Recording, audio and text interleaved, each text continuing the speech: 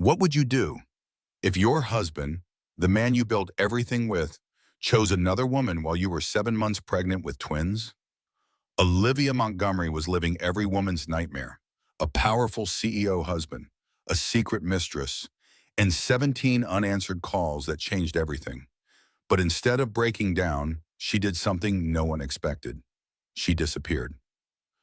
Months later, the world watched as that same betrayed woman reappeared, standing beside a billionaire, holding her twin heirs, and smiling like she'd never known pain. This isn't just a story about revenge.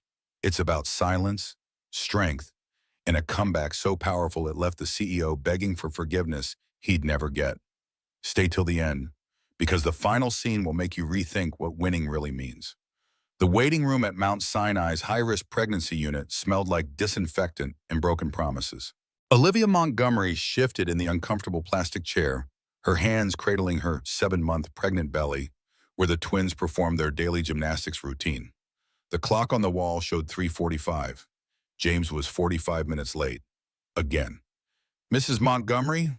The nurse called from the doorway, her kind eyes taking in the empty chair beside Olivia. "Dr. Peterson is ready for you." Olivia stood slowly, her designer maternity dress stretching across her swollen frame. Once upon a time, she'd commanded boardrooms in tailored Armani suits, orchestrating million-dollar deals before breakfast.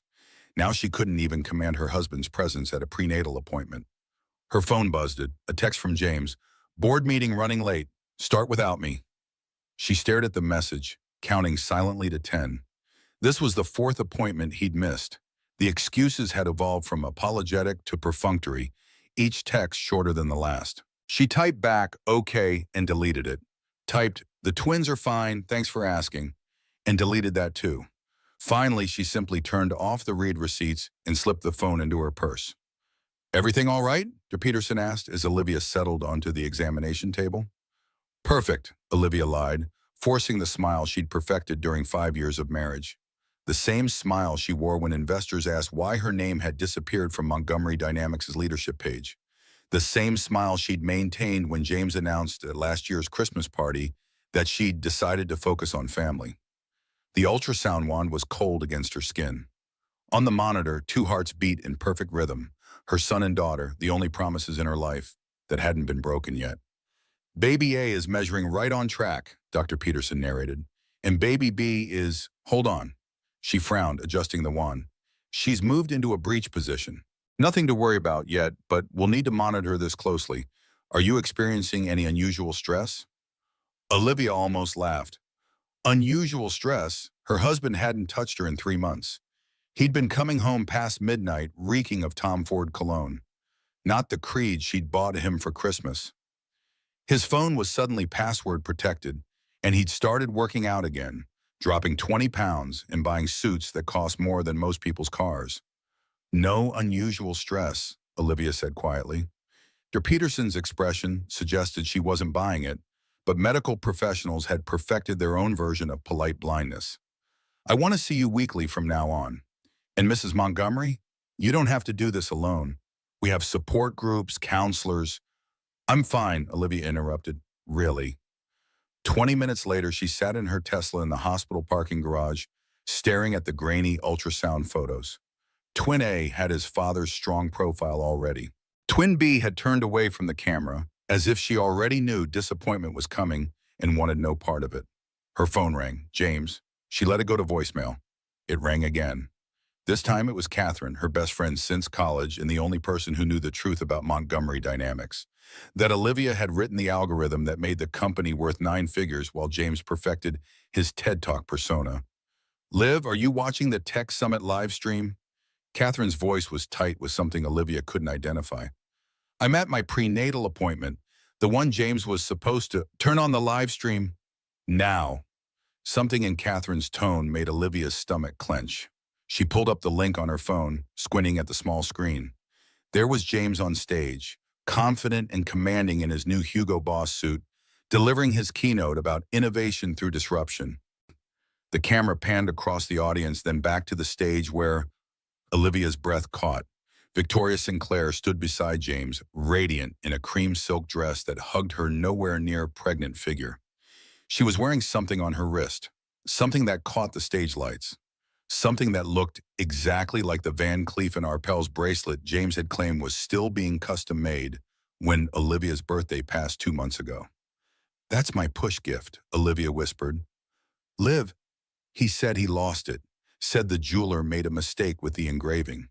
Her voice sounded strange, detached, as if belonging to someone else. On screen, Victoria laughed at something James said, touching his arm with casual intimacy. The gesture was practiced, comfortable. How many times had they rehearsed this performance? The live stream chat was exploding with comments. "Who's the blonde?" "Power couple goals." "Isn't he married?" "New partnership announcement?" Then the camera caught something else. As James gestured during his speech, his hand briefly touched Victoria's stomach. The touch was gentle, protective, reverent, the way he used to touch Olivia's belly before the twins became real and responsibility became suffocating. "I'm coming to get you," Catherine said firmly. "Stay where you are." "No," Olivia heard herself say. "I need to see this for myself." "Olivia, don't." She hung up and started the car.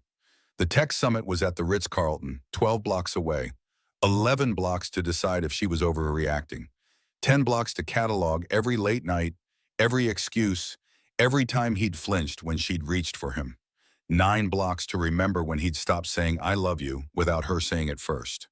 By the time she reached the hotel, Olivia had stopped trying to rationalize what she'd seen. The valet took her keys with the practiced discretion of someone used to managing New York's elite drama. Her Louboutins clicked against marble as she crossed the lobby, each step steady despite the trembling in her chest. The conference was breaking for cocktails. Through the ballroom's glass doors, she could see hundreds of people networking, laughing, celebrating James's latest triumph. She spotted him immediately. He had that effect, drawing eyes like he drew investment capital. He was standing by the bar, Victoria beside him, their bodies angled toward each other in the unconscious way of intimates. Olivia's phone rang. James's name flashed on the screen. She looked up to see him dialing while still talking to Victoria, not even breaking conversation. The casual cruelty of it, calling his pregnant wife while standing next to his mistress, finally cracked something inside her. The phone rang once, twice, 3 times. She watched him frown at his screen, probably wondering why she wasn't picking up immediately like she always did, like she'd been trained to do. On the 4th ring, she declined the call. James looked up then, his gaze sweeping the lobby as if he could sense her presence. Their eyes met through the glass. She saw the moment recognition hit, watched the color drain from his face. He took a step toward the door, then stopped. Victoria had noticed his distraction and followed his gaze. When she saw Olivia, she didn't look surprised. She looked victorious. Olivia stood there for a heartbeat that lasted a lifetime, one hand protective over her belly, memorizing the scene. Her husband in his expensive suit, standing next to a woman wearing jewelry meant for his pregnant wife, at the pinnacle of success she'd helped him build. Then she turned and walked away. Her phone exploded with calls. James, Catherine, James again. By the time she reached her car, he'd called 17 times. She didn't answer a single one. She never would again. The 12,000 square foot penthouse on Central Park West had never felt more like a prison. Olivia moved through the space methodically, filling a suitcase with the kind of detached efficiency she'd once applied to hostile takeovers. Underwear, maternity clothes. The prenatal vitamins James had complained cost more than most people's groceries. Her phone lit up constantly, buzzing against the marble countertop like an angry wasp. James had called 23 times now. The voicemail started playing automatically through the Bluetooth speakers until she disconnected them. "Liv, where are you? Call me back." "This is ridiculous. We need to talk." "You're being dramatic. It's not what you think." "Olivia, you're pregnant. Think about the babies." "Fine, you want to play games? I have lawyers too."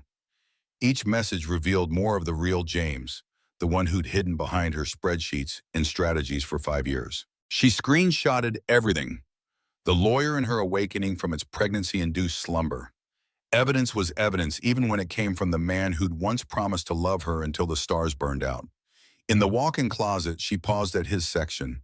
37 new suits in the past 3 months. Tom Ford, Brioni, Keaton. She remembered when they'd shared a studio apartment in Tribeca, when he wore the same jaws, a bank suit to every pitch meeting. She'd steam the wrinkles out each morning while he practiced his presentations, believing they were building something together. Her fingers traced the sleeve of a navy jacket. There was a long blonde hair on the collar. Victoria's shade, not hers. The front door slammed. "Olivia!" She didn't answer, continuing to pack with mechanical precision. Footsteps pounded up the stairs. James appeared in the doorway, still in his conference attire, his face a masterpiece of manufactured concern. "Jesus, Liv, I've been calling you." He moved toward her, arms outstretched, but stopped when she stepped back. "Baby, what's wrong?" Baby. The endearment sounded foreign now, like currency from a country that no longer existed. "The conference ran over," he continued, filling her silence with words. "You know how these tech crowds are. Then there was this networking thing, and Davidson from Sequoia was there." "With Victoria?" Olivia's voice was calm, clinical. He blinked. "Victoria? She's our new head of marketing. I told you about her." "No, you didn't." "I'm sure I mentioned." "You didn't." She zipped the suitcase closed. "Just like you didn't mention giving her my push gift, the bracelet you said was lost." His face cycled through emotions like a slot machine: surprise, calculation, indignation, before settling on wounded innocence. "Liv, you're being paranoid. This pregnancy has you—" "Stop." The word came out sharper than she intended.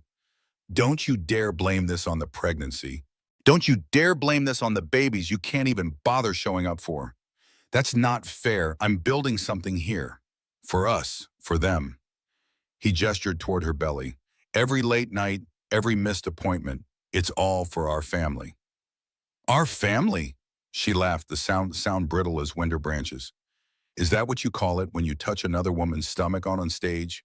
When you slow dance with her at the after party you said was just quick drinks with investors?" His jaw tightened. "You were spying on me?" "It was live-streamed, James, to 20,000 people. Though I'm probably the only one who recognized my own jewelry on your mistress's wrist." "She's not—" He stopped, running a hand through his $100 haircut. "Look, Victoria is a valuable asset to the company. Maybe I've been spending too much time mentoring her, but—" "Mentoring," Olivia tested the word. "Is that what they're calling it now? Don't be crude. Don't be a cliché." They stared at each other across the chasm of their California king bed. When had he become a stranger? Was it gradual, like erosion? Or had he always been this person, and she'd simply been too busy building his empire to notice? "You're exhausted," he said finally, switching tactics. "High-risk pregnancy, hormones, your father's illness, you're not thinking clearly. Why don't you lie down? We can talk about this tomorrow, when you're rational." Rational. As if catching your husband's affair on live stream was somehow hysterical. As if she were some Victorian woman succumbing to the vapors instead of the person who'd structured the deal that got Montgomery Dynamics its Series B funding. "I am thinking clearly," she said, for the first time in 5 years. She pulled a suitcase off the bed. It was heavier than expected, or maybe she was just weaker than she'd thought. James made no move to help. "Where are you going?" "Connecticut, my parents' house." "You can't just leave." His voice hardened. "You're my wife. Those are my children you're carrying." "Your children?" She turned at the doorway. "When's my next appointment, James? What are their gestational weights? Which one is breech? What are their sexes?" His silence was answer enough. "That's what I thought." She dragged the suitcase toward the stairs. "Your lawyers can reach me through Catherine." "Olivia, stop." He followed her down the hallway lined with photos of their life together. Their wedding in the Hamptons, the ribbon cutting at Montgomery Dynamics' first office, the two of them ringing the opening bell at the NYSE. "You're overreacting. So I missed some appointments. So I've been focused on work. That doesn't mean that you're sleeping with her?" She paused at the top of the stairs. "No, you're right. It doesn't mean that. The way you touched her stomach means that. The way she wore my jewelry means that. The way you called me while standing next to her, like I was just another item on your to-do list, that means that." You don't have proof. There it was. Not a denial, but a legal argument. The real James finally showing himself. I don't need proof, she said. I'm not trying to convict you, James. I'm trying to survive you. She made it halfway down the stairs before the first cramp hit. Just a twinge. Nothing serious. Braxton Hicks, probably. Stress-induced. Nothing to worry about except that Dr. Peterson had specifically told her to avoid stress. And here she was, 7 months pregnant with twins, leaving her husband while he stood at the top of the stairs like a deity, surveying his domain. The second cramp was stronger. She gripped the banister, breathing through it. Olivia? James's voice changed, real concern breaking through. Are you okay? I'm fine. She wasn't fine. She was 35 years old, pregnant with twins, leaving the life she'd built with a man who'd replaced her like she was last year's iPhone. But she would be fine. She had to be. The twins needed her to be. By the time she reached the foyer, James had descended into full damage control mode. Let's be reasonable, he said. You can't just walk out. What about the company? The investors? The media? That's your first concern? The optics? Our first concern, Montgomery Dynamics, is as much yours as mine. Is it? She laughed, but there was no humor in it. Because my name's not on the door. My face isn't on the magazine covers. And according to the latest SEC filings, I don't own a single share. He had the grace to look uncomfortable.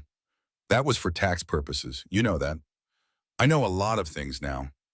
She opened the front door. Goodbye, James. This isn't over, he called after her. You'll be back. You need me. She turned one last time, looking at the man she'd once loved enough to rewrite her entire life.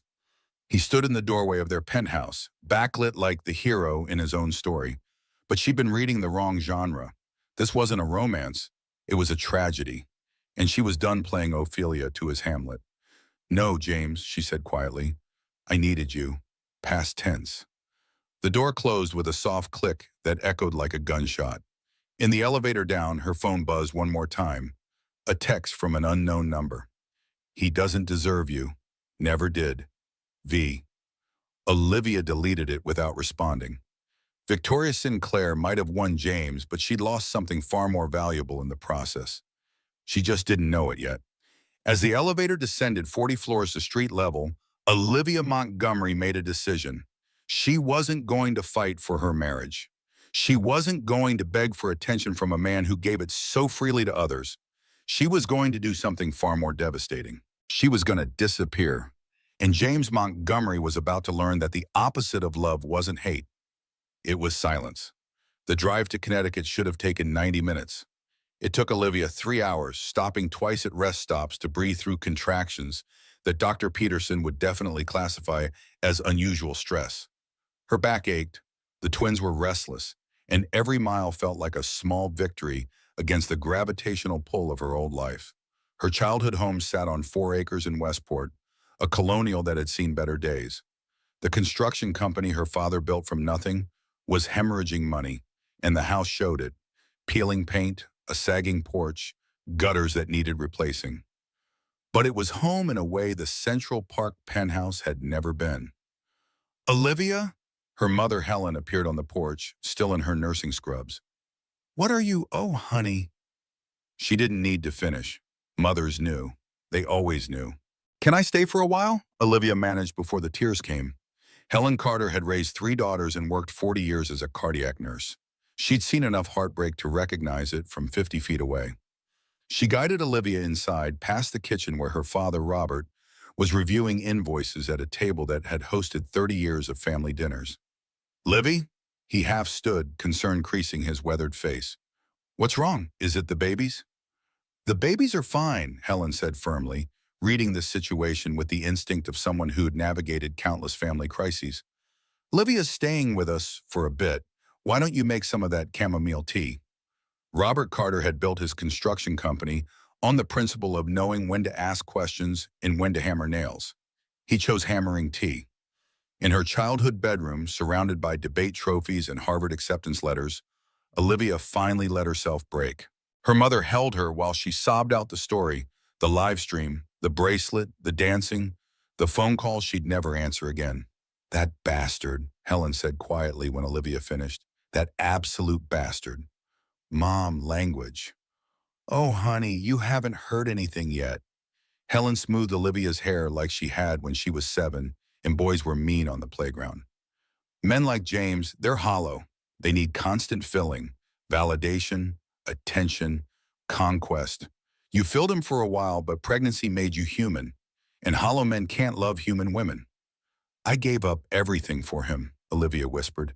My career, my identity, Your power, Helen finished. You gave him your power. But here's the thing about power, sweetheart. You can take it back. Her phone buzzed on the nightstand. James again. 31 missed calls now. Helen glanced at the screen and made a dismissive sound. You're not answering? Never again. Good girl. Helen's smile was fierce with maternal pride. Let him sit in the silence. Let him choke on it. Over the next 3 days, Olivia discovered something unexpected. Peace, almost. She woke to birds instead of ambulances, helped her mother in the garden, watched her father work on blueprints for projects that might never get built. The twins settled, as if they too recognized safety. But peace was expensive when you were married to James Montgomery. The first salvo came through Catherine, who drove up from the city looking harried. He's lost his mind, she announced, accepting Helen's coffee gratefully. Full Napoleon complex. He's called every mutual friend, spinning some story about postpartum depression. I haven't given birth yet, Olivia pointed out. Details. Catherine waved dismissively. He's also frozen the joint accounts, canceled your credit cards, and brace yourself, had your parking spot at the medical building revoked. Petty. Pathetic, Catherine corrected. But effective. How are you set for money? Olivia had run the numbers obsessively. I have about 18,000 in my personal account. Mom and Dad are letting me stay here, but babies are expensive, twins especially. Catherine pulled out her phone. I'm transferring. No, Olivia put her hand over Catherine's. I won't take your money. Then consider it a loan. With interest, aggressive interest, loan shark level. Kate, they sat in silence for a moment. Years of friendship making words unnecessary. Finally, Catherine asked the question Olivia had been dreading. What's your plan? Because you know he won't let this go. Men like James, they don't handle rejection well. In silence, that's the ultimate rejection. Olivia touched her belly where Twin B was doing what felt like advanced gymnastics. I'm going to document everything. Build a case. Protect my children. Our children, Catherine corrected. I'm their godmother. That makes them partially mine. And Aunt doesn't lose. That night, Olivia's father knocked on her door. Livy, can we talk? He sat on the edge of her bed, looking older than his 68 years. The cancer had taken weight from him, leaving him gaunt, but still strong, still her hero. Judge Montgomery came by the office today, he said quietly. Olivia's blood chilled. Richard was there. Made quite an entrance, federal judge, security detail, the whole show. Robert's jaw tightened. He explained that Montgomery Dynamics is considering acquiring a construction firm for their new headquarters project. Suggested Carter Construction could be in the running. Dad. He also mentioned that federal contracts have strict qualification requirements. Any family, complications, could disqualify a bid. He looked at his daughter, his eyes full of protective rage. He's threatening us, baby girl.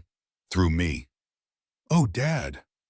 Olivia felt something crack inside her chest. I'm so sorry. I never meant... Stop, his voice was firm. You're my daughter, my pregnant daughter, who's being mistreated by a man who promised to cherish her. You think I care about contracts? The company will survive or it won't, but I'll be damned if I watch my daughter go back to a man who treats her like property because he's got a judge in his pocket. He squeezed her hand. Your mother and I have been poor before. We survived.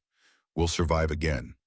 But I wouldn't survive watching you disappear again, Livy. Not like you did these past few years.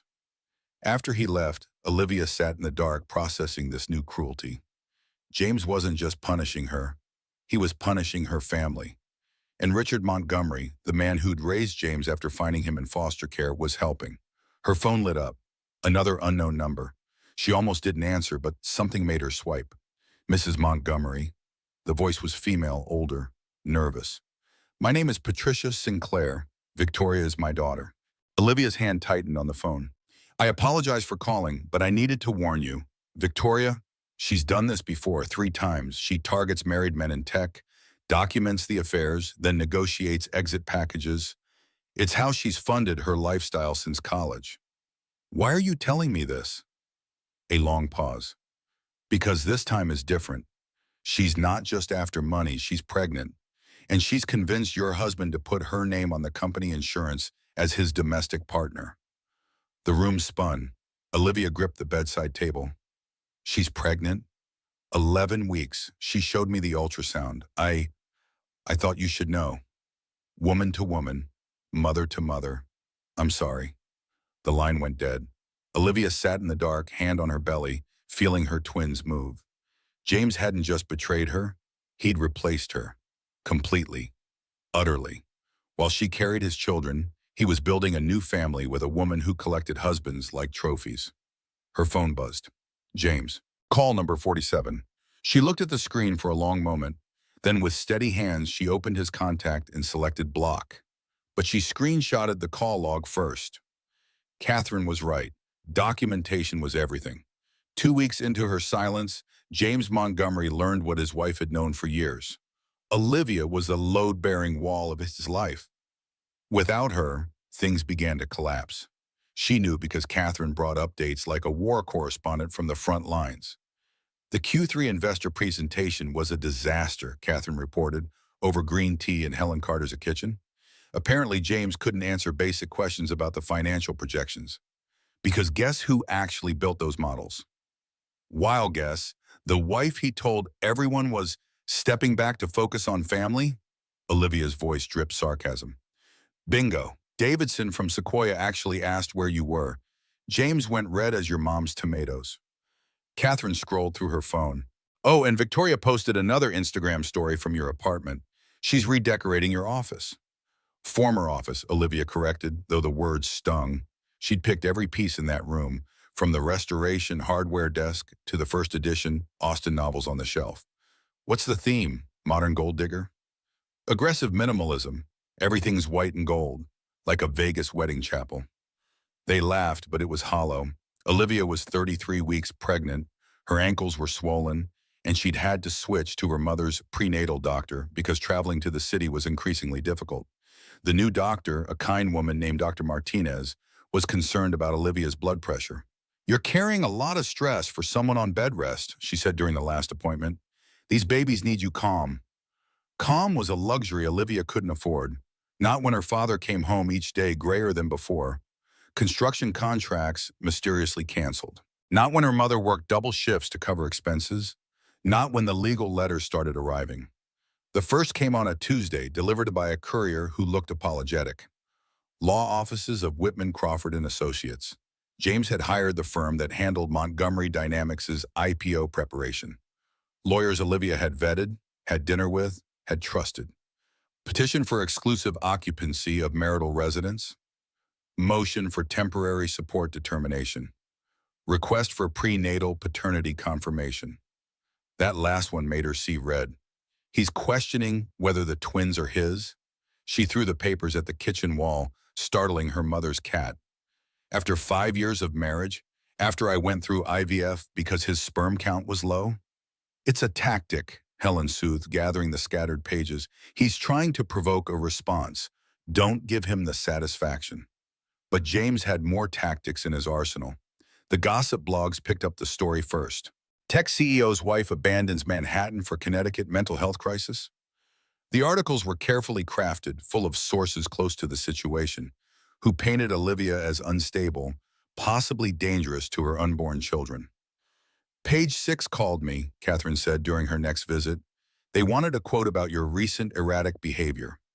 What did you tell them? That the only erratic behavior I'd witnessed was James thinking with his dick instead of his brain, but they didn't print that. The character assassination was surgical.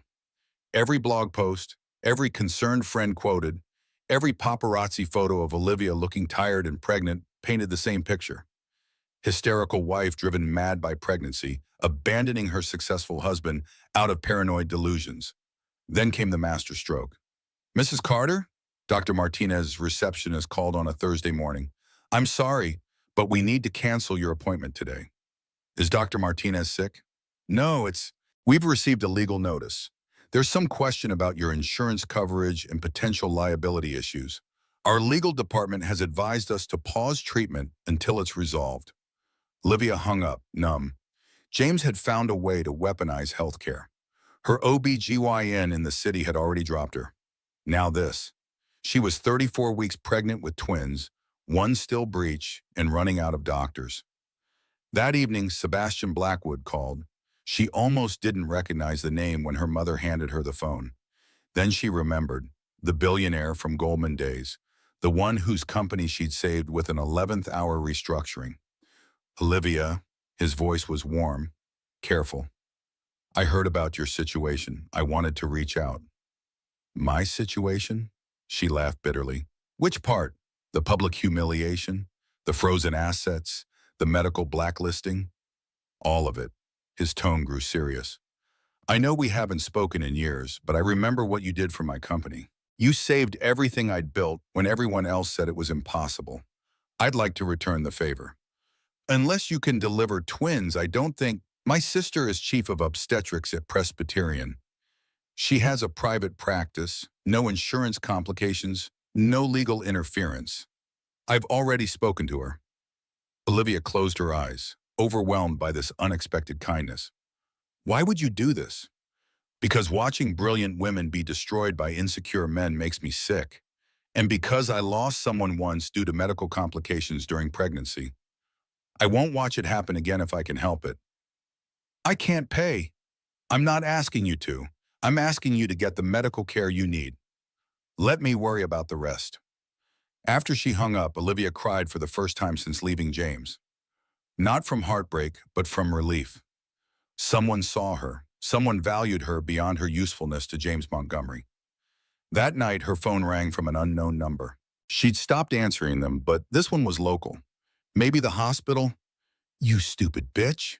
Victoria's voice was silk over steel. You think ignoring him makes you noble? It makes you pathetic.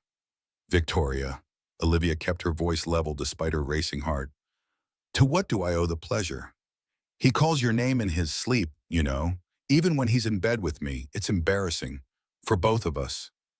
Then perhaps you should find a different bed. Oh, I'm not going anywhere. See, unlike you, I understand James. He needs worship, adoration. And I'm very, very good at pretending to worship. Victoria's laugh was crystalline. The pregnancy helps. He's so protective of his son. Son? Didn't you know? I'm having a boy. James always wanted a boy first. Guess you couldn't even get that right. The cruelty was so calculated that Olivia almost admired it. Congratulations. I hope you get everything you deserve. I already have. Your husband, your home, your life. And soon your children will call me mommy too. James's lawyer says abandonment makes custody much easier to. Olivia hung up. Her hands shook as she blocked the number. Then, on instinct, she opened her recording app. She should have recorded that call. Evidence. Documentation. But she'd been too shocked, too hurt to think strategically. The twins shifted restlessly, responding to her stress. She placed both hands on her belly, humming the lullaby her mother used to sing. But even as she soothed her children, one thought burned bright. James had made a crucial mistake. He'd sent Victoria to provoke her, which meant the silence was working. It was driving him mad, making him sloppy. Good. Let him make more mistakes. She'd be ready next time. Because Olivia Montgomery might be down, but she was far from out. And soon, very soon, James would learn the price of underestimating the woman who'd built his empire from code and caffeine and quiet brilliance. The wolves might be circling, but she'd been raised by lions. At 35 weeks pregnant, Olivia discovered that revenge tasted like prenatal vitamins and small victories. The first victory came courtesy of Laura Bennett, Montgomery Dynamics' former CFO who'd been pushed out 6 months ago for pursuing other opportunities. I kept everything, Monica said over herbal tea at a small cafe near Westport. She slid a flash drive across the table. Every email where James took credit for your financial models. Every document showing you built the algorithm. Every board meeting minute where he presented your work as his. Why? Olivia palmed the drive, her heart racing. Because I have daughters. Because I watched him erase you piece by piece. And because Victoria Sinclair tried the same thing at my husband's company 3 years ago. Monica's smile was sharp. She didn't get him, but she got $250,000 in hush money. It's all documented here. The second victory arrived via Sebastian's sister, Dr. Elizabeth Blackwood, who turned out to be everything Olivia needed. Brilliant, discreet, and utterly unimpressed by legal intimidation. Twins look perfect, she announced during Olivia's first appointment at her private clinic. Baby A is head down, ready to go. Baby BB is still breech, but we have options. Your blood pressure is concerning, though. Have you been under stress? Olivia laughed until she almost cried. Right, stupid question. Dr. Blackwood made notes on her tablet. I want you on modified bed rest. And I mean it. No legal documents, no phone calls from toxic exes, no checking whatever character assassination is happening online. You need to be boring for the next few weeks. Can you do boring? I can try. She tried, for exactly 3 days. Then Helen burst into her room with news that made bed rest impossible. He's at the house, James. He's in our driveway with flowers and that woman. Olivia struggled upright, her belly making graceful movement impossible. Victoria's here? Bold as brass, they pulled up in his Maserati like they're visiting friends. Helen's face was granite. Your father's on the porch with his shotgun. Dad doesn't have a shotgun. He borrowed one from the neighbors. Come on, we're going out the back. But Olivia was done running, done hiding, done letting James control the narrative. No, help me up. And Mom, get your phone ready to record. She descended the stairs slowly, each step deliberate. Through the window, she could see them. Boggs in his weekend casual wear that cost more than most mortgage payments. Victoria in a flowing dress that emphasized her small bump. They looked like a catalog couple. Perfect. Plastic. False. Olivia opened the front door before they could knock. Olivia!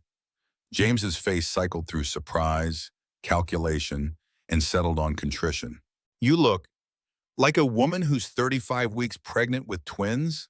How observant. She didn't move from the doorway. What do you want, James? To talk. To work this out. He stopped, seeming to remember his audience. This is Victoria. I thought it was time you two met properly. The audacity of it stole Olivia's breath, bringing his pregnant mistress to meet his pregnant wife at her parents' home. It was either breathtaking cruelty or stunning stupidity. Victoria stepped forward, all false sweetness. Olivia, I've heard so much about you. James says you're brilliant with numbers. Was, past tense, just like our marriage. Olivia kept her voice level, aware of her mother recording from the living room window. Is there a point to this visit? Because Dr. Blackwood has me on bed rest, and standing here looking at the two of you is definitely stressing me out. Dr. Blackwood? James frowned. What happened to Dr. Peterson? She dropped me. Funny thing about legal intimidation. Doctors don't like liability. Olivia gripped the door frame as a Braxton Hicks contraction rippled through her. But you knew that would happen, didn't you? I don't know what you're implying. I'm not implying anything. I'm stating facts. You froze our accounts, canceled my insurance, had your father threaten mine, got me blacklisted from medical care while carrying high-risk multiples. She looked at Victoria. Hope you're taking notes. This is your future. Victoria's smile faltered slightly. James stepped forward. Liv, please. Can we talk inside, privately? No. I have a right to. You have no rights here. Robert Carter appeared beside his daughter, and yes, he was definitely holding a shotgun. This is private property, and you're trespassing. Mr. Carter, save it, son. I've seen how you treat family.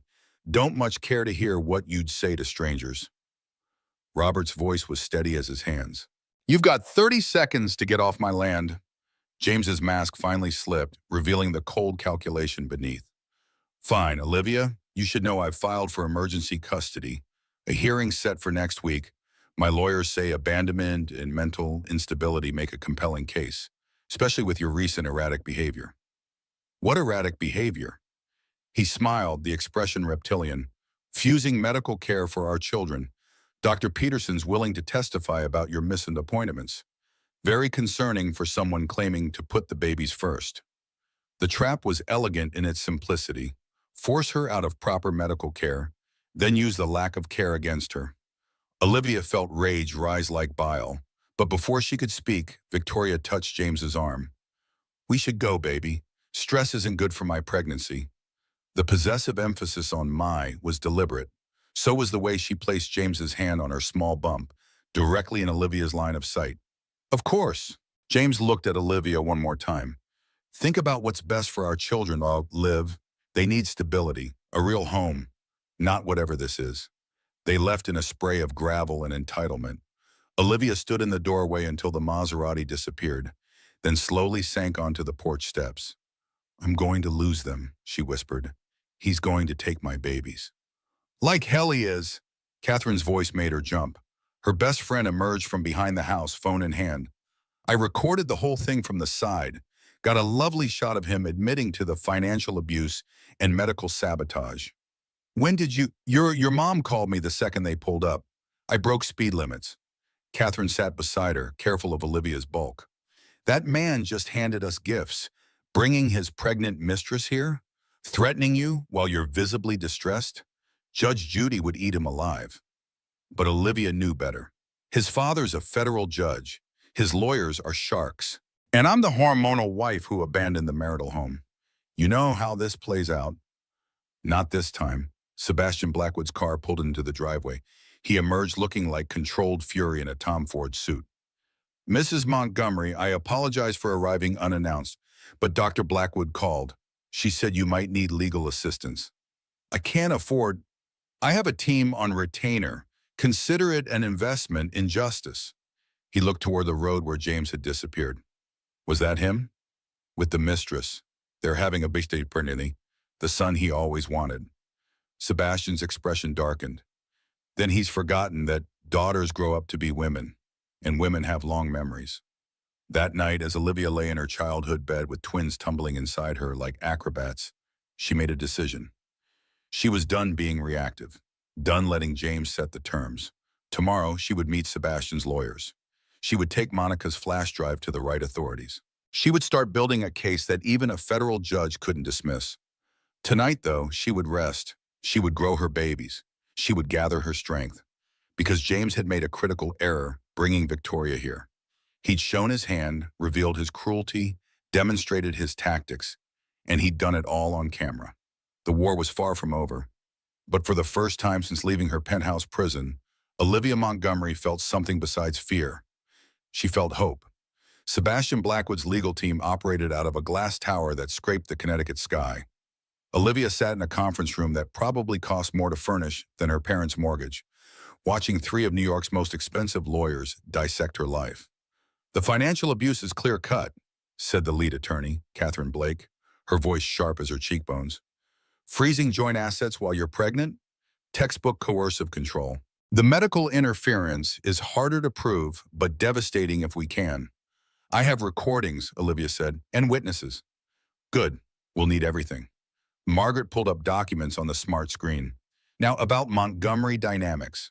You wrote the core algorithm?" "Every line of code. The patent's in James's name, but I have the original development files. Timestamps. Version control showing my commits." The youngest lawyer, barely 30 but with eyes like a shark, leaned forward. "You could sue for intellectual property theft. Take half the company. More, maybe." "I don't want the company." Olivia shifted, her back screaming from the weight of the twins. "I want my children safe.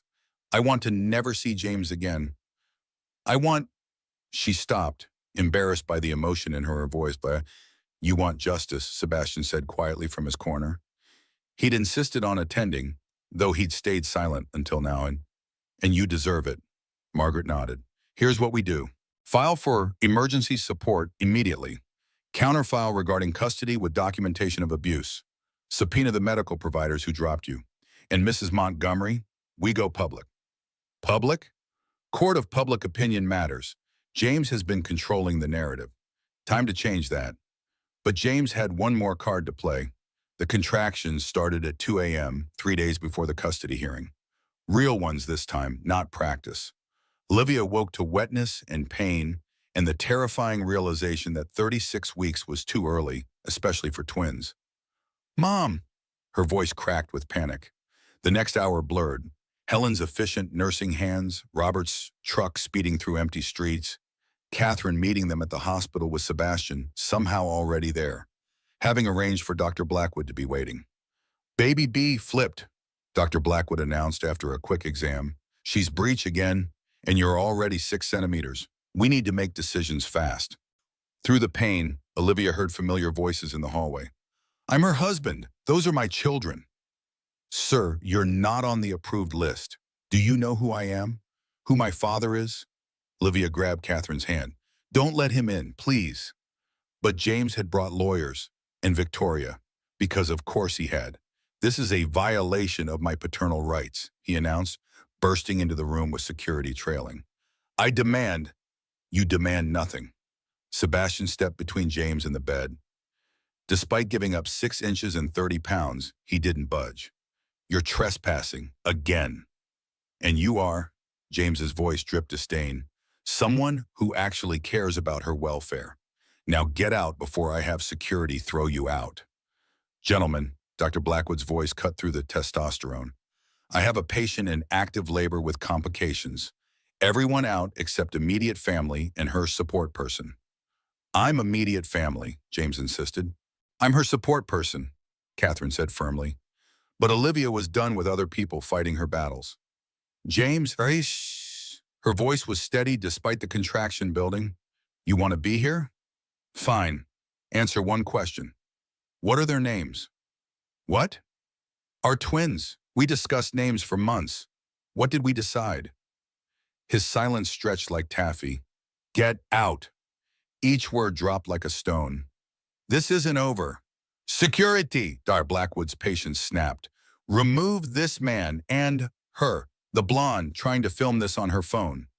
As they were escorted out, Victoria called back, Good luck, Olivia. You'll need it. The next contraction hit like a freight train, derailing any response. Okay, but Blackwood said once the room cleared. Baby A is coming fast. Baby B needs a C-section. We can try for vaginal delivery, but whatever's safest, Olivia gasped. Please, just save my babies. The next 2 hours were a blur of pain and fear, and Catherine's steady voice reminding her to breathe. Sebastian paced the waiting room, fielding calls from lawyers. Helen held Olivia's hand while Robert stood guard outside. Alexander James arrived first, screaming and perfect at 5 pounds, 2 ounces.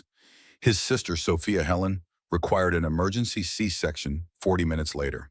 4 pounds, 11 ounces of fighter who needed oxygen but breathed on her own within minutes. Olivia heard them before she saw them. 2 distinct cries that her body recognized at a cellular level. When the nurses placed them on her chest, skin to skin, she finally understood what love without conditions felt like. They're perfect, she whispered. Hi, babies. I'm your mom, and I'm never letting you go. She didn't notice James at the nursery window until a nurse mentioned it during shift change.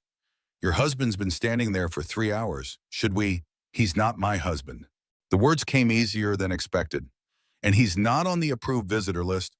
Through the glass partition, she could see him staring at the twins in their incubators. His expression was unreadable. Loss? Regret? Calculation? She didn't care anymore. Her phone buzzed. Unknown number. Against her better judgment, she answered. They're beautiful. Victoria's voice was different, smaller. The nurses told me, when I asked. What do you want, Victoria? To warn you, again, he's planning something. I heard him on the phone with his father. Something about an emergency injunction, mental health evaluation.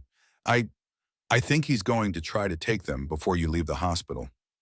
Why are you telling me? A long pause. Because I lost my first baby 3 years ago. Different CEO, same story. I was 26 and stupid and thought I was special.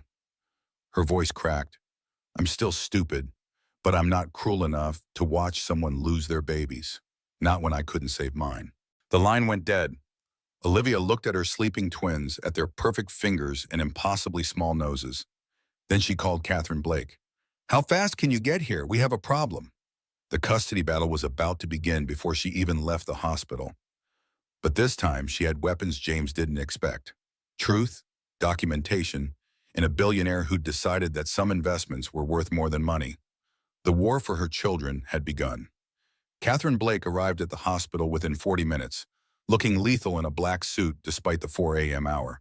She wasn't alone. Two junior associates flanked her like legal bodyguards. "Emergency injunction filed at midnight," she said without preamble, spreading documents on Olivia's hospital bed. "Psychiatric hold request. James claims you're exhibiting postpartum psychosis. Refusing to let him see his children is cited as evidence." "I just gave birth 6 hours ago," Olivia said, exhaustion making her voice raw. "To twins, by emergency C-section. Logic has no place in custody battles. He's got Dr. Patricia Hartman ready to testify that refusing the father access indicates severe mental disturbance, requiring immediate intervention." Who the hell is Dr. Patricia Hartman? Psychiatrist who specializes in custody evaluations, also Richard Montgomery's golf partner. Margaret's smile was sharp. "But here's what James doesn't know. We've been busy too." She pulled out her tablet, revealing a series of documents. Laura Bennett's evidence was a goldmine. Turns out Victoria Sinclair has quite the history. 3 tech executives, 3 affairs, 3 payouts. Total take, $1.2 million. The IRS is very interested in her unreported income. That's... Olivia stopped as Alexander stirred in his bassinet, making tiny sounds. "Sorry, he's hungry again." "Feed your baby. I'll handle the legal terrorism." Margaret's expression softened fractionally. "You focus on them. Let us be your teeth." By 7 a.m., the hospital felt like a war zone. James had arrived with his legal team, camping in the waiting room. Richard Montgomery himself appeared at 8, federal judge status, wielded like a weapon. "This is ridiculous," he announced to anyone who'd listen. "A mother keeping a father from his newborn children? Clear signs of instability." Sebastian appeared at Olivia's door at 9, coffee in one hand, teddy bears in the other. "There's a crowd of reporters outside. Someone leaked the story." "James." Olivia was trying to nurse Sophia while Alexander slept. Every movement pulled at her incision site. "He's going to spin this as crazy wife keeps devoted father from twins." "Actually," Sebastian smiled, "I think it was Catherine. She's outside giving an interview about medical coercion and financial abuse. Brought receipts." On cue, Olivia's phone lit up with notifications. The story was spreading, but not the way James intended. Tech CEO accused of abandoning pregnant wife for Mistress. Montgomery Dynamics founder allegedly froze assets while wife was high risk. Federal judge father accused of threatening wife's family. By noon, the hospital administrators were in crisis mode. Mrs. Montgomery, the chief of staff, appeared personally, looking harassed. "We have a situation. Your husband's lawyers are demanding immediate access. They claim denying him violates his constitutional rights. And my patient's right to recover from major surgery without harassment?" Dr. Blackwood had arrived, radiating protective fury. "She's 12 hours post-op, still bleeding, blood pressure elevated, and you want to stress her with forced interaction with her abuser?" "Alleged abuser," the administrator corrected weakly. "I have security footage," Catherine announced, entering with her laptop. "From their house visit. Want to see him admit to freezing her accounts while she was pregnant? Or should we skip to the part where he brought his pregnant mistress to intimidate her?" The administrator retreated, but James had one more play. At 2 p.m., Child Protective Services arrived. "Mrs. Montgomery?"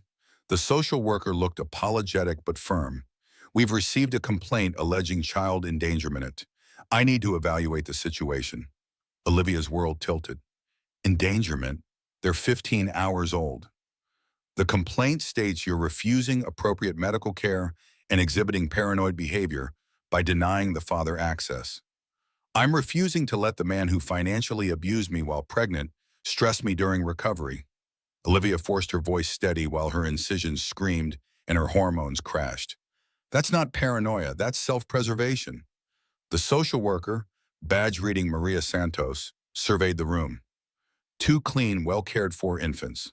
A mother with clear eyes despite exhaustion, medical equipment showing stable vitals, support system present but not overbearing. May I? She gestured toward the babies.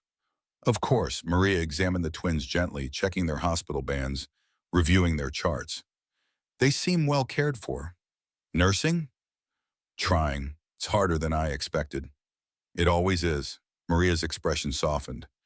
Mrs. Montgomery, I've been doing this 15 years. I know retaliation when I see it, but I have to follow protocol. I need to interview you privately. Catherine started to protest, but Olivia nodded. It's okay, I have nothing to hide. For the next hour, Maria asked gentle but thorough questions about the marriage, the pregnancy, the separation. Olivia answered honestly, too exhausted for anything else. He made me invisible, she said finally. Erased me from the company I helped build. Told everyone I chose to step back. Then when I was pregnant and needed him most, he chose someone else, someone younger, someone who wasn't tired and swollen and reminded him of responsibility. And now he wants my babies. Not because he loves them, he doesn't even know their names, but because he can't stand losing. Because I walked away and didn't look back, and that's the one thing James Montgomery can't forgive. Maria made notes. The medical interference? Check with Dr. Peterson. Check with the prenatal clinic that dropped me. Check with anyone except his father's golf buddies. I will. Maria stood. Mrs. Montgomery, I'm closing this complaint as unfounded. But he'll file another. Men like this always do. Document everything. Record if legal in your state. Build your case like your life depends on it, because your children's does. After she left, Olivia finally cried. Not the pretty tears of movies, but ugly, body-shaking sobs that pulled at her incision and made her milk let down and reminded her that she was just a woman who'd had her body cut open to bring life into a world that seemed determined to punish her for it. Sebastian appeared with tissues and no words, which was exactly right. He simply sat, a steady presence, while she fell apart and slowly pieced herself back together. I can't do this, she whispered. He has everything, money, power. His father. You have something he doesn't. Sebastian's voice was certain. You have truth and rage and people who see you for exactly who you are. Is that enough? It has to be. That night, while Olivia dozed between feedings, her phone buzzed. Victoria. He's drunk, saying things about taking the babies to Switzerland. His father knows people. Please be careful. Olivia screenshotted the message and forwarded it to Margaret. Then she looked at her sleeping twins, memorizing their faces.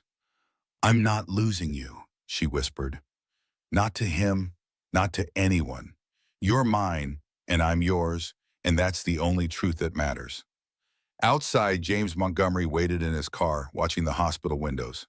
Inside, Olivia Montgomery prepared for war. The battle was brutal, but she'd been underestimated her whole life. Time to show them what happened when cornered mothers fought back. 3 days post-birth, Olivia discovered that breast milk could be weaponized. I need samples, Catherine Blake announced, arriving at the hospital with a cooler. We're testing for stress hormones, proving the level of duress you have been under. You want to test my breast milk? In court? Cortisol levels don't lie, neither does the fact that you're producing pink milk. That's blood from the trauma and stress. Judge Martinez loves medical evidence. Judge Martinez, not Judge Montgomery. Margaret had worked miracles getting the case reassigned, citing conflict of interest. Richard Montgomery was furious, but even federal judges couldn't override clear judicial ethics. The twins were thriving despite the chaos. Alexander had his father's dark hair, but Olivia's determined chin. Sophia was smaller but fiercer, gripping fingers with surprising strength. They knew their mother's voice, turning toward her even in sleep. Mrs. Montgomery? A nurse appeared, looking uncomfortable. There's a situation in the NICU.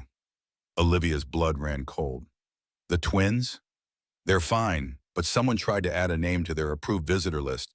Someone claiming to be their grandmother? My mother's already on the list.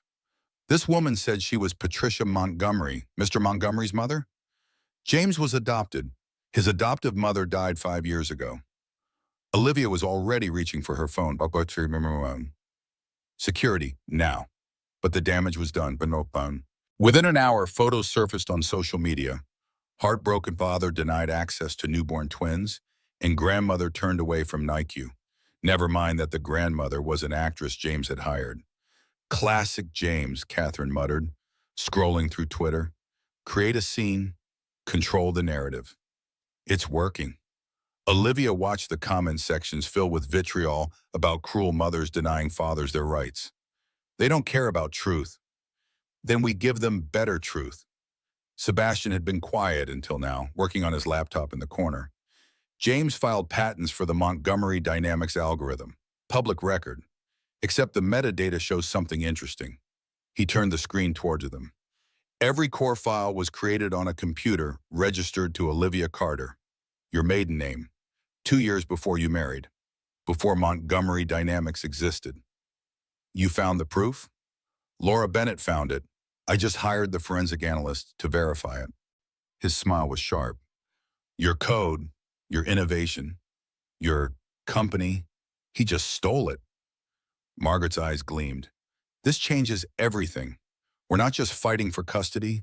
We're fighting for intellectual property theft, corporate fraud, potential criminal charges. You don't want the company, I know, but he doesn't know that. And leverage is leverage. That afternoon, discharge day finally arrived. Olivia had never been so grateful to leave a building, but James had one more card to play. Olivia Montgomery? A man in a suit appeared as she was wheeled toward the exit, twins in their car seats. You're being served. Emergency custody evaluation. Immediate surrender of the children pending psychiatric assessment. Filed 1 hour ago by Judge Richard Montgomery in federal court. He can't do that, Catherine protested. Different jurisdiction. He's claiming federal interest due to interstate commerce implications. The process server looked apologetic. You have 2 hours to appear. She just had surgery, Helen snapped. She can barely walk. Mom, get the babies to the car. Olivia's voice was steel. Kate, call Margaret. Sebastian, already sending the car around. He was texting rapidly and calling every media contact I have. He wants to play dirty. Let's show him what that looks like. 2 hours later, Olivia stood in federal court, incision screaming, milk leaking through the pads in her bra, facing the man who'd raised her husband. Richard Montgomery looked like what he was, old money convinced of its own righteousness. Your Honor, the mother's erratic behavior poses clear danger to these newborns. Refusing access to their father, paranoid delusions about persecution. Objection. Catherine Blake rose smoothly. My client isn't paranoid. She's documented. Exhibit A through, let's see, Exhibit Q. She began laying out evidence.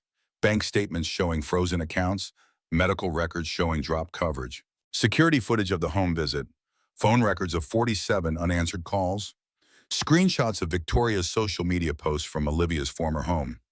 This isn't paranoia, Margaret continued. This is a systematic campaign of abuse designed to destabilize a pregnant woman and steal her children. These are baseless accusations. Are they? Margaret pulled up her tablet. Your Honor, I have here sworn affidavits from 3 other women who've experienced similar patterns with Mrs. Sinclair. Apparently, targeting married executives and documenting affairs for profit is her business model. Objection. Relevance? Highly relevant, given that Mr. Montgomery chose this particular woman to replace his pregnant wife. Either he's complicit in her schemes or dangerously naive. Neither suggests fitness for custody. Judge Martinez, a small woman with sharp eyes, studied the evidence. Mr. Montgomery, approach. Richard Montgomery clearly expected deference. He got none. Judge Montgomery. Judge Martinez's voice could have frozen hell. Are you seriously standing in my courtroom, using your federal position to file emergency motions for your son, after threatening the maternal grandfather's business? I don't know what you're implying. I'm not implying, I'm stating. This is judicial misconduct at minimum, criminal conspiracy at worst. She turned to the clerk. Contact the Judicial Ethics Board immediately. Your Honor, sit down. Richard Montgomery sat. Mrs. Montgomery, Judge Martinez's voice gentled. I've reviewed the evidence. The emergency motion is denied. Full custody hearing scheduled for 6 weeks. Until then, temporary sole custody to the mother. The father may have supervised visitation, 2 hours weekly, at a court-appointed facility. This is outrageous. James shot to his feet. What's outrageous, Judge Martinez continued, is a man who abandons his pregnant wife, freezes her assets, interferes with her medical care, then claims she's unfit because she protected herself. Bailiff, if Mr. Montgomery speaks again, find him in contempt. James's face went purple, but he stayed silent. Outside the courthouse, media waited. Catherine had done her work well, but it was Sebastian who surprised everyone. Mr. Blackwood, why are you here? A reporter shoved a microphone forward. Because I believe in justice and investment. He looked directly at the cameras, which is why Blackwood Ventures is funding a full investigation into intellectual property theft at Montgomery Dynamics. We have evidence that the core technology was created by Olivia Montgomery, not James. Any investors concerned about their stakes should contact our legal team. The explosion was immediate. Phones started ringing. Reporters scrambled. James's lawyers went white. In the car, Olivia finally exhaled. You didn't have to. Yes, I did. Sebastian's voice was quiet. He tried to destroy you. The least I can do is return the favor. This isn't over, Catherine warned. He'll come back harder. Let him. Olivia looked at her sleeping twins. I'm done being afraid. Done being silent. Done pretending I don't matter. Her phone buzzed. Unknown number. You won. Victoria's voice was strange, hollow. I'm leaving. Tonight. Before he realizes I warned you. Victoria, take care of your babies, Olivia. Don't let him break you like he broke me. The line went dead. That night, in her childhood bedroom with her twins finally safe beside her, Olivia nursed her babies and planned her future.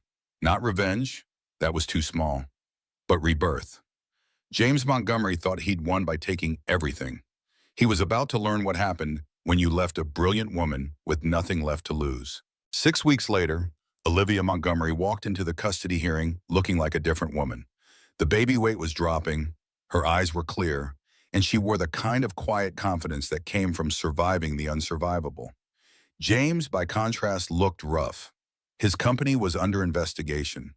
His mistress had vanished with rumors of FBI cooperation. His father was facing ethics charges. The golden boy was tarnishing in real time. All rise for Judge Martinez. The custody hearing was supposed to be simple. It became anything but. Your Honor, James's new lawyer, the third in 6 weeks, began. My client has been systematically denied access to his children. Supervised visitation was offered. Catherine Blake interrupted smoothly. He's attended exactly 1 session. Left after 20 minutes when Alexander cried. The facility was substandard. The facility was court-appointed. Judge Martinez's patience was already thin. Mr. Montgomery, would you like to explain why you've missed 5 of 6 scheduled visits? I've been dealing with fraudulent accusations about my company. James's voice carried the entitled whine of a man unused to consequences. Olivia's vendetta is not Olivia's vendetta. Sebastian Blackwood entered the courtroom like he owned it, which, given his net worth, wasn't far from true. Your Honor, I asked to testify as a witness to corporate fraud. Objection, James's lawyer scrambled. This is a custody hearing. Everything's connected, Judge Martinez said. I'll allow it. Sebastian took the stand with documents that made James go pale. Montgomery Dynamics' core algorithm was created by Olivia Carter in 2019, sir. I have the Git commits, the development logs, the email where Mr. Montgomery specifically asked her to put the patent in his name for tax purposes. Those are private communications. Actually, they're company communications from servers here I now own. Sebastian smiled. Did Mr. Montgomery not mention? I acquired a controlling stake in Montgomery Dynamics yesterday. The board voted no confidence. He's no longer CEO. The courtroom erupted. Order! Judge Martinez banged her gavel. Mr. Blackwood, while fascinating, how does this relate to custody? Character, Your Honor. A man who steals his wife's work, erases her contributions, then attempts to steal her children shows a pattern. He doesn't want these twins. He wants to win. That's slander. It's math. Olivia spoke for the first time. Your Honor, may I? Judge Martinez nodded. Olivia stood, steady despite the exhaustion of 6 weeks with newborn twins. James attended one visitation. He didn't know Alexander prefers to be held upright, didn't notice Sophia's birthmark, called them the babies because he couldn't remember which was which. He doesn't want custody, he wants control. I'm their father. Biologically? Yes, but father is a verb, not a noun. She turned to face him fully. When did they last eat? What's their sleep schedule? Which one has reflux? What song calms Sophia? Why does Alexander need special formula? Silence. Your Honor, Catherine Blake stood, we'd like to present evidence of Mr. Montgomery's actual priorities during the separation. The photos were damning. James at nightclubs while Olivia was hospitalized. Instagram posts from Vegas during scheduled visitations. Victoria's deleted TikToks showing them shopping for baby furniture for her pregnancy, not his existing children. Where is Mrs. Sinclair? Judge Martinez asked. Unknown, James's lawyer admitted. She left the state 6 weeks ago. After cooperating with federal investigators, Margaret added helpfully, apparently she kept excellent records of financial transfers and recordings. So many recordings. James's face went from pale to gray. I've heard enough. Judge Martinez's voice could have cut glass. Mr. Montgomery, you abandoned your pregnant wife for another woman, financially abused her, attempted to weaponize the legal system against her, showed minimal interest in your children except as pawns. Your Honor, I'm not finished. Custody is about the best interests of the children, not the ego of the parents. She looked at Olivia. Mrs. Montgomery, I'm awarding you sole physical and legal custody. Mr. Montgomery may have supervised visitation once monthly, pending completion of parenting classes and therapy. This is ridiculous. What's ridiculous, Judge Martinez continued, is thinking you could treat the mother of your children as disposable and face no consequences. Court dismissed. Outside, media swarmed, but Olivia only had eyes for the Lincoln town car where her mother waited with the twins. Mommy won, she whispered, kissing each tiny head. We're safe now. Olivia, James appeared, his lawyers trying to hold him back. Please, they're my children too. She looked at him, really looked, saw the boy who'd been abandoned, who'd built walls of achievement to hide the fear that he was unlovable, who'd destroyed everything good in his life because he couldn't believe he deserved it. I know, she said quietly, and when you're ready to be their father, really ready, call me, but not before. I lost everything. No, James, you threw it away. There's a difference. She walked away, twins secure in their car seats, toward the life she'd built from scratch. Behind her, James Montgomery stood alone, finally understanding the price of choosing conquest over connection. That night, Olivia sat in her childhood room, nursing Alexander while Sophia slept. Her phone buzzed. Congratulations, Sebastian texted. Phase 1 complete. Ready for Phase 2? Phase 2 was rebuilding. Not revenge, but renaissance. Montgomery Dynamics would become something new under her leadership. The board had already reached out. The algorithm she'd created could help millions if used ethically, but first she had babies to raise, songs to sing, stories to tell, a life to live on her own terms. James had chosen his mistress. Olivia had chosen herself. Looking back, she'd gotten the better deal.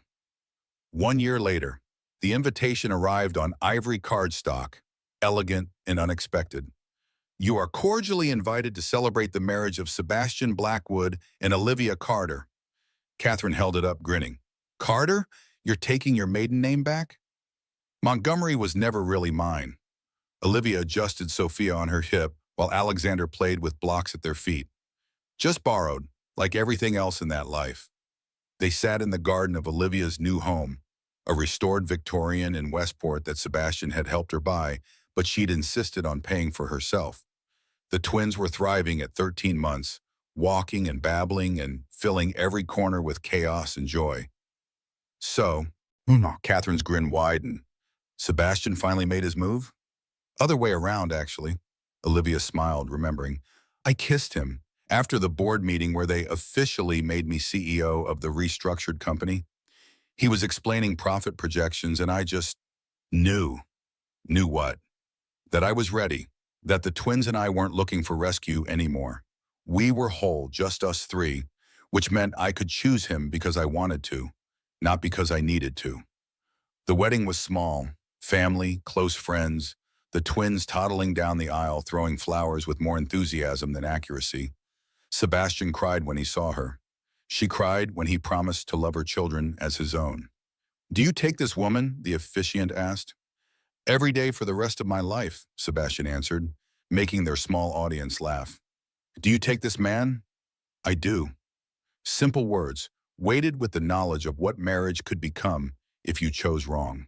But Sebastian had proven himself in 1,000 small ways, showing up for pediatrician appointments, reading bedtime stories, never trying to replace their father but simply being present. During the reception, Olivia noticed a familiar figure at the edge of the property. James. He looked different, older, humbler. The arrogance had been scraped away by loss, leaving something raw but perhaps more honest. "5 minutes," she told Sebastian, who nodded understanding. She met James by the garden gate, wedding dress rustling in the evening breeze. "Congratulations," he said quietly. "You look happy." "I am." "The twins?" "Walking, talking." Sophia says Dada to Sebastian. She watched him flinch. "But she'd say it to you too, if you earned it." "I've been going to therapy." The admission seemed to cost him. "Dealing with things, my adoption, my fears, the ways I sabotaged us." "Good. I'm not asking for forgiveness or another chance. He pulled out an envelope. "I wanted to give you this." Inside was a deed transfer. The penthouse. In her name alone. "James, it should have always been yours. You made it a home. I just lived there." He managed a sad smile. "Be happy, Liv. You deserve it." He walked away before she could respond, back to his car where someone waited. Not Victoria, but a woman his own age with kind eyes and patient body language. Maybe he was learning too. "Everything okay?" Sebastian appeared, protective but not possessive. "Everything's perfect." She took his hand, walking back to their reception. "Just closing a chapter." Later, as they danced while the twins played with Helen and Robert, Sebastian whispered, "Any regrets?" "One has." At his startled look, she smiled. "I wish I'd kissed you sooner." The reception wound down as twins reached their limits. Olivia found herself in the kitchen with her mother, washing dishes like they had through 1,000 family gatherings. "You did it," Helen said softly. "You rebuilt everything." "Not everything, something entirely new." "That's my girl." Helen dried a plate, casual. "Oh, did I mention? Your father's company got the contract for the new children's hospital. Anonymous donor insisted on Carter construction." Olivia glanced through the window at Sebastian, who was teaching Alexander to dance. "How anonymous?" "Very." Helen's smile was knowing. "Sometimes good things just happen to good people." "Mom." "What? I'm just saying, the universe has a way of balancing scales." That night, after the guests had gone and the twins were asleep, Olivia and Sebastian sat on their porch watching fireflies. "Thank you," she said. "For what?" "For seeing me when I couldn't see myself, for waiting until I was ready, for loving my children, for the children's hospital contract." "I don't know what you're talking about." His poker face was terrible.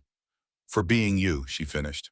"Thank you for being brave enough to try again," he replied. "I know what that cost." They sat in comfortable silence, two people who'd found each other not in the desperate need of rescue, but in the quiet choice of partnership.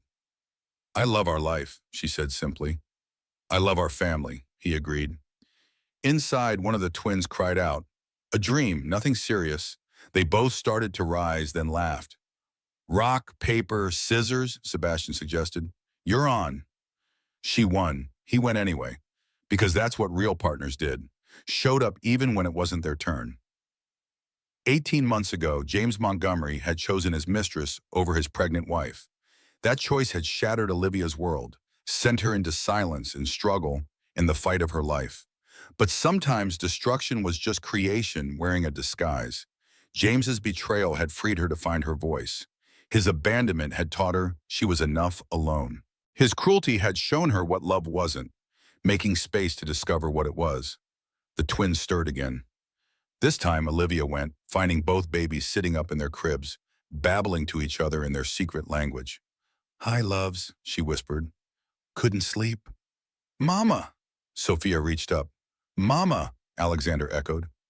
She gathered them both, walking to the window where moonlight painted the garden silver. In the distance, she could see the lights of the city where she'd once lived a different life. "See that?" she whispered. "Mama used to live there, in a tall tower like a princess, but it wasn't a happy tower." "No?" Sophia asked, her vocabulary exploding daily. "No, so Mama left. And you know what she found?" "What?" Alexander leaned his head against her shoulder. "Home." Sebastian appeared in the doorway, hair mussed from sleep. "Room for one more?" They made room. They always would. Later, the twins finally back asleep. Olivia lay beside her husband thinking about the journey. The pain had been real. The fear, the loss, the moments when she thought she couldn't survive. All real, but so was this. The quiet breathing of healthy children. The solid presence of a partner who chose her daily.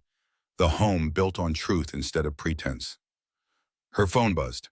Victoria Sinclair, after a year of silence. Saw the announcement. "Congratulations. You won." Olivia typed back. "We all did eventually." Even James? She thought about his therapy admission, the woman in his car, the deed he'd signed over. "Maybe, I hope so. You're a better person than me." "No, just a tired mom who learned that happiness is the best revenge." "Take care, Olivia." "You too, Victoria. You too." She deleted the conversation, then blocked the number. Some doors needed to stay closed. "Everything okay?" Sebastian murmured. "Everything's perfect." And for the first time in her life, it actually was. Not the perfection of curated social media or magazine covers. Not the false shine of a life built on lies. But the messy, beautiful, real perfection of a life chosen consciously, built carefully, loved completely. James had thought silence meant surrender. He'd been wrong. Silence had been her cocoon. And when she'd finally emerged, she'd grown wings. The twins would know their father if he earned it. They'd know their mother had fought for them. They'd know that families came in all forms, that love was a choice made daily, that sometimes the best thing to come from breaking was the chance to rebuild.